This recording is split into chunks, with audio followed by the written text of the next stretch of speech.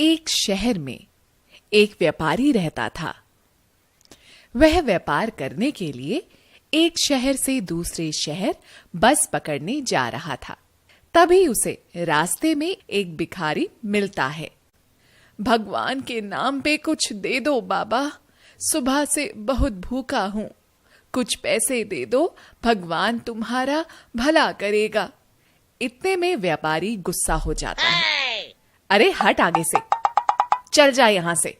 पता नहीं रोज रोज कहां से आ जाते हैं भीख मांगने के लिए। तुम्हारे पास भीख मांगने के अलावा और कोई काम नहीं है क्या?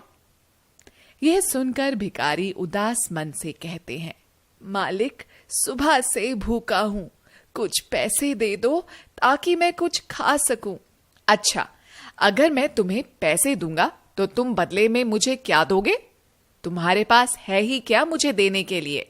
मालिक, मुझ गरीब के पास तो आपको देने के लिए सिर्फ दुआएं हैं, और तो मैं कुछ नहीं दे सकता।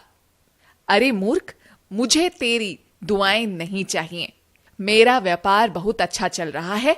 अगर कुछ और दे सकता है तो बता, नहीं तो मेरे रास्ते से हट जा। भिखारी उदास होकर आगे से हट जाता है और व्यापारी आगे बढ़ जाता है।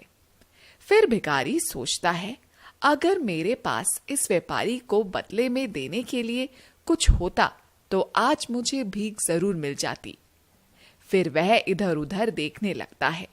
तब उसे कुछ फूल दिखाई देते हैं।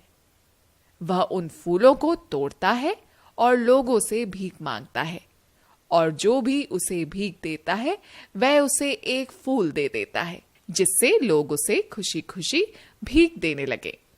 फिर उसने कुछ पैसे जोड़े और मार्केट से कुछ बढ़िया फूल खरीदकर लोगों से भीख मांगने के बजाय फूलों को बेचना शुरू कर दिया।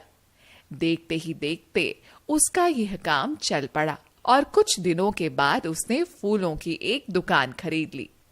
अब वह एक बिजनेसमैन बन चुका था। तब एक दिन वो व्यापारी उस रास्ते से जा रहा था। वह बहुत दुखी था क्योंकि उसके व्यापार में घाटा हो गया था। सर, आपने मुझे पहचाना? नहीं भाई, माफ करना, मैंने तुम्हें पहचाना नहीं। चलिए कोई बात नहीं, रहने दीजिए। और बताइए, आप बहुत दुखी दिखाई दे रहे हैं। भाई क्या बताऊं, मेरा व्यापार डूब गया है। मंदिर जा रहा हूं भगवान से प्रार्थना करने के लिए। क्या पता वो कुछ चमत्कार कर दे जिससे मेरा व्यापार दोबारा चल पड़े। एक काम करिए, ये फूल ले जाइए, भगवान को अर्पित करने के लिए काम आएगा। लेकिन मेरे पास सिर्फ 10 रुपए ही हैं और उसकी मुझे बहुत जरूरत है। मुझे इंटरव्यू के लिए जाना है। अगर मैं ये पैसे तुम्हें दे दूंगा तो मैं आज नौकरी के लिए इंटरव्यू पे नहीं जा पाऊंगा। मैं तुम्हें इस फूल के बदले में कुछ नहीं दे सकता हूँ। भिखारी तब वह मुस्कुराता है और बोलता है कि कोई बात नहीं सर, मुझे बदले में पैसे नहीं चाहिए। आप मुझे बदले में दुआएं दे सकते हैं क्या? यह बात सुनकर व्यापारी को कुछ याद आता है और वह समझ जाता है कि ये वही भिखारी है जिसे मैंने भीख देने से मना कर दिया था, क्योंकि इसके पास बदले में मुझे देने के लिए सिर्फ दुआएं ही थी, लेकिन पैसे नहीं थे। तब वह व्यापारी बहुत शर्मिंदा हो जाता है और वह उसे पूछता है, भाई एक बात बताओ, तुम तो भीख मांगते थे ना, तुम इतने अमीर कैसे बन गए? भिखारी, सर आपने ही मुझे सिखाया था कि जब तक किसी को कुछ दे नहीं सकते तो किसी से कुछ लेना भी नहीं चाहिए। उस दिन मुझे ये बात समझ में आ गई थी।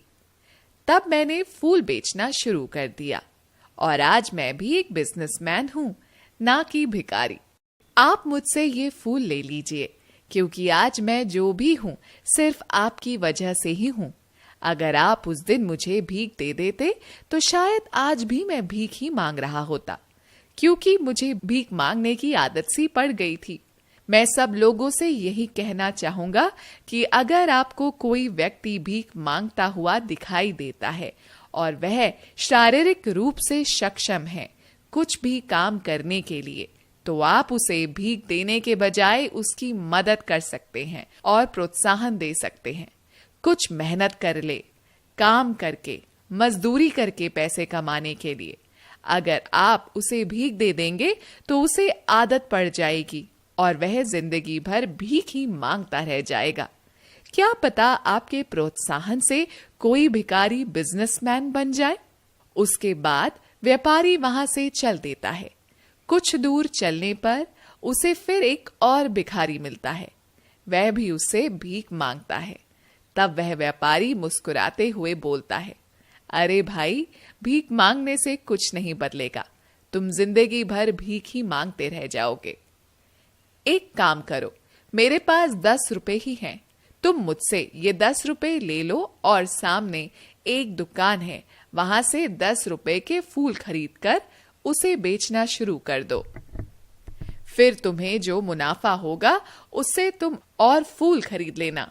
क्या पता तुम भी एक बिजनेसमैन बन जाओ और बदले में मुझे कुछ दुआएं ही देना।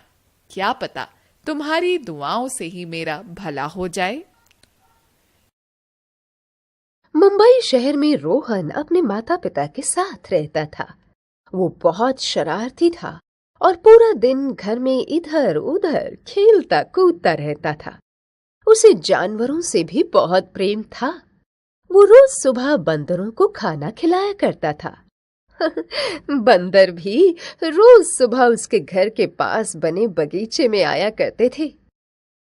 वो दिल का बहुत अच्छा था और जानवरों से बहुत प्रेम किया करता था। एक बार रोहन के पिताजी ने घर में पूजा करवानी चाहिए। रोहन, रोहन, कहाँ हो तुम? जरा इधर आओ, मुझे तुमसे कुछ काम है। जी पिताजी, अभी आया। जी पिताजी, कहिए क्या काम है? रोहन, ये लो 10 रुपए। बाहर सड़क के किनारे जो फल वाला खड़ा हुआ है, उससे कुछ फल ले आओ। आज हमने अपने घर में पूजा रखी है, मुझे भगवान को भोग लगाना है।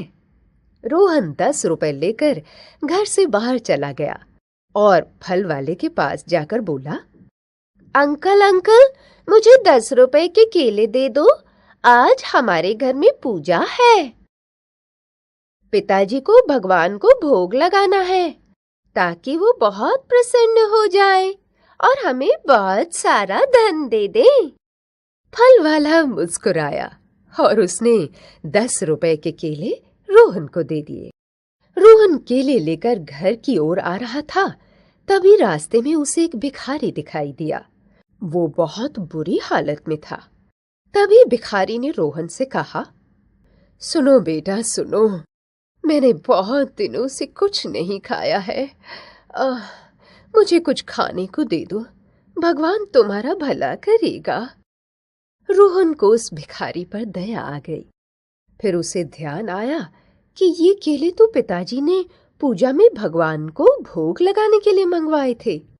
अगर मैं ये केले इस भिखारी को दे दूंगा तो पिताजी मुझ पर नाराज हो जाएंगे। लेकिन रोहन से उस भिखारी की ये दशा देखी नहीं गई और रोहन ने भगवान को भोग लगाने के लिए खरीदे हुए केले उस भिखारी को दे दिए। फल लेते ही भिखारी खुश हो गया। उस भिखारी को इस तरह प्रसन्न देखकर रोहन भी खुश था। लेकिन तभी उसे ध्यान आया, अब तो मेरी खैर नहीं, पिताजी मुझे अवश्य डांटेंगे। यही सोचते सोचते रोहन घर में बिना फल लिए खाली हाथ पहुंचा। रोहन, क्या हुआ, तुम फल नहीं लाए? कहीं उन पैसों की तुमने चॉकलेट खरीद कर तो नहीं खा ली? मुझे पहले ही पता था तुम किसी काम के नहीं हो, तुम कोई भी काम ठीक से नहीं कर सकते। लेकिन पिताजी, मेरी बात तो सुनो। पिताजी गुस्से में थे। मुझे तुम्हारी कोई बात नहीं सुननी। मुझे पता है कि तुम कोई ना कोई झूठी कहानी बताओगे। अब जाओ अपने कमरे में और पढ़ाई करो। अगले दिन, आज तो मैं स्वयं ही फल खरीदने जाऊंगा। रोहन के पिताजी स्वयं फल वाले के पास गए और केले वाले से बोले, अरे भाई, 10 रुपए के केले दे दो। कल भी मैंने अपने बेटे से 10 रुपए के केले मंगवाए थे, परंतु उस नालायक ने पता नहीं उन 10 रुपयों का क्या किया। ये सुनकर फल वाला मुस्कुराया और बोला, अरे नहीं भाई साहब, ऐसा नहीं है। तुम्हारा बेटा नालायक नहीं है। उसने कल मुझसे 10 रुपए के केले लिए थे, मगर रास्ते में बैठे उस भिखारी को खाने के लिए दे दिए। यह सुनकर रोहन के पिताजी आश्चर्यचकित रह गए और वो सोचने लगे, मैं तो उसे नालायक समझता था। ये जानकर वो बहुत खुश हुए और घर आकर उन्होंने रोहन को बहुत सारा प्यार दिया। कई बार हम अपने बच्चों को समझ नहीं पाते और बेवजह उन्हीं पर गुस्सा करते हैं। हमें अपने बच्चों को समझना चाहिए और उनकी बात सुननी चाहिए। वो शरारती जरूर होते हैं, परंतु दिल के बुरे नहीं होते।